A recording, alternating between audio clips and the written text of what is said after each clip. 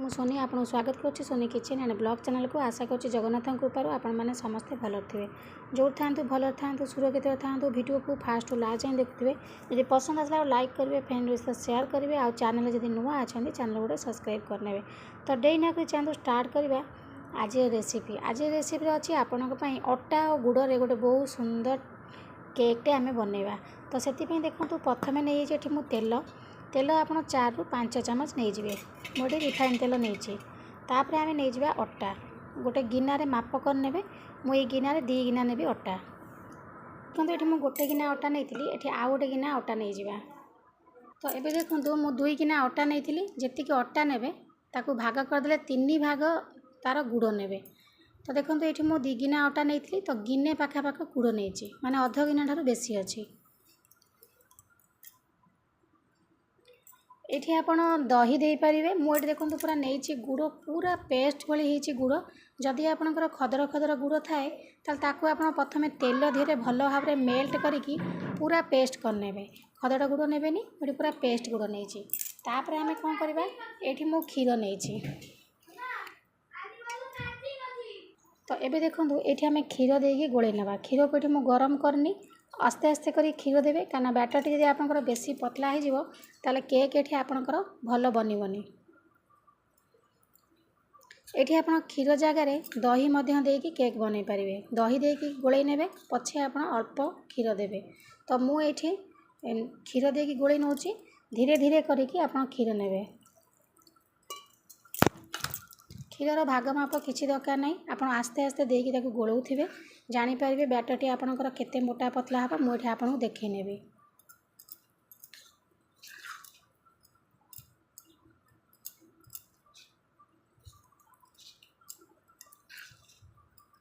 अटा और गुड़ रे केक बनैले जहाँ डायबिटीज अच्छी से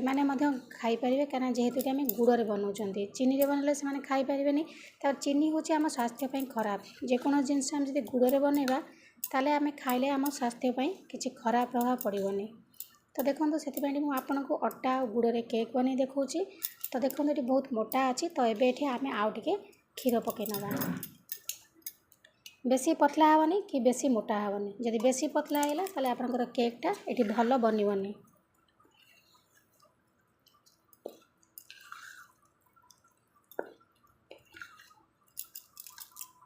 देखो ये मुझे भल भाव में गोले सारी तो एति रखिए कंसिस्टेंसी आउ बेसी पतला करेंगे कि बेसी मोटा रखिए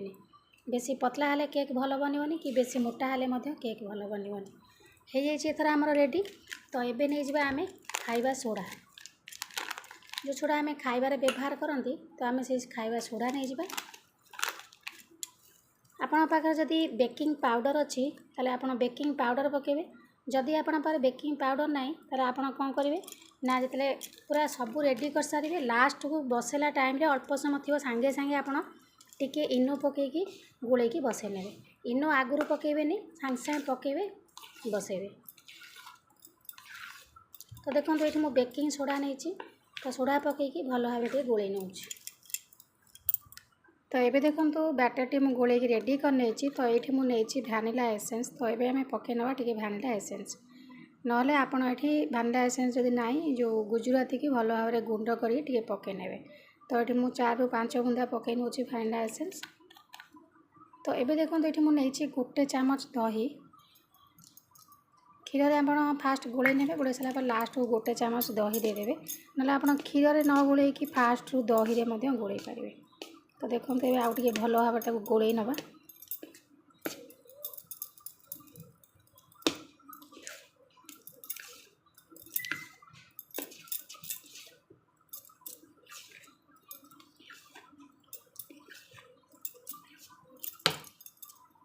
गोले सारा पर देखो ये मोटे केक पैन नहीं तो रसर ने ना स्टील ने सब भल हम आपण रसर ने माने सिल्भर।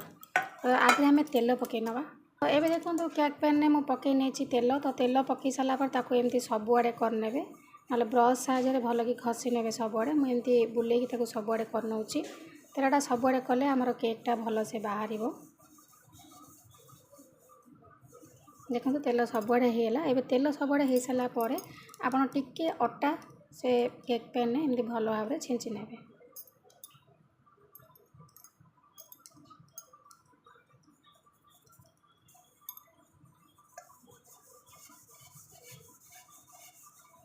देखो ये मु कड़ई नहीं कड़ई तारे लुण पकई नहीं लुण को सबुआड़े आप स्प्रेड कर चारिआडे तापर आप गैस को लगे ने गैस को लगे लुण ततई नियंतु तापर आम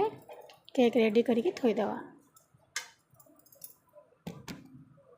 शेष में देखो जदि आपण पाखे बेकिंग सोडा ना ताले आपण टिके इनो नहीं जाए इनो किंतु पूरा लास्ट को पकेबे जिते आप बसैवा को नेबे टिके गोटे मिनिट थी आप इनो पकईकी गोले ने तापर बसई ने तो देखो ये आम इनो पकई नवा जस्ट टिके पकेबे बेसी पकेबे नहीं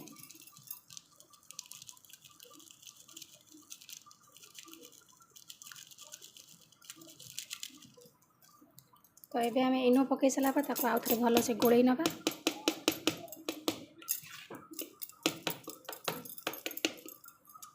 तो ये देखो इनो पकईकी गोल सारापर एबे आम जो केक पैन नहीं तो से बैटर टी को भल भाव में ढाड़ी नवा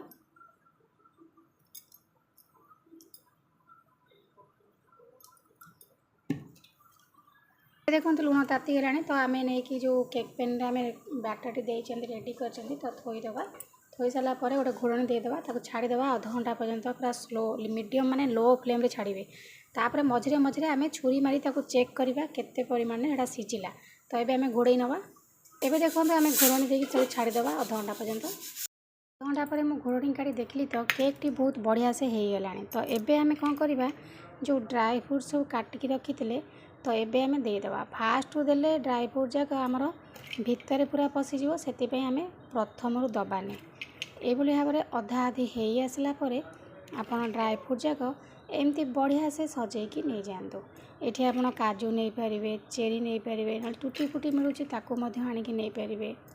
देखो केते सुंदर भाव में आमर केक टी रेडी हो गला बहुत कम समय मात्र अध घंटा खंड लगे आपन को केक टी बनवाई कहीं आम गोटा लो फ्लेम रे बसैया पड़ुची हाई रे पोड़ीज तो साइड जाक हो गलानी तो साइड रे आउ लगे हेलानी से मझे खाली लगे नहीं आप आगुरी आउ टिके लगे तो मुझे देखी नी साइड जाक पूरा सुखिलिया हो गलानी तो आउ आम ड्राई फ्रूट लगे पारानी तो ये लगे दिंतु आउ किसी समय आम घोड़े नवा बहुत बढ़िया से सीझी गलानी तो आप एमती भल भाव में छुरी फुरी नहीं देखी ने देखिए आपंकर छुरी जमी पिठो भाया लगुन मो छुरी किसी लगुनि तो आप जानवे एथर केक टी बढ़िया से हो गला बहुत स्पंजी बनी तो यही भाव में अटा और गुड़ में केक बनातु खावाई बहुत टेस्ट लगे सहित पाई भल कहीं अटा और ये गुड़ देती तो टिफिन बॉक्स में पिलाମାନଙ୍କୁ ଦେଇପାରିବେ तो आशा करछे आज वीडियो आपको पसंद आसो यदि पसंद आए तो लाइक करेंगे फ्रेंड रिस्ट शेयर करेंगे और चैनल जदि नुआ अच्छा चैनल गोटे सब्सक्राइब करने तो आज विदाय नौ पुणी देखा आपण सहित नेक्स्ट वीडियो से पर्यंत रोचे नमस्कार जय जगन्नाथ।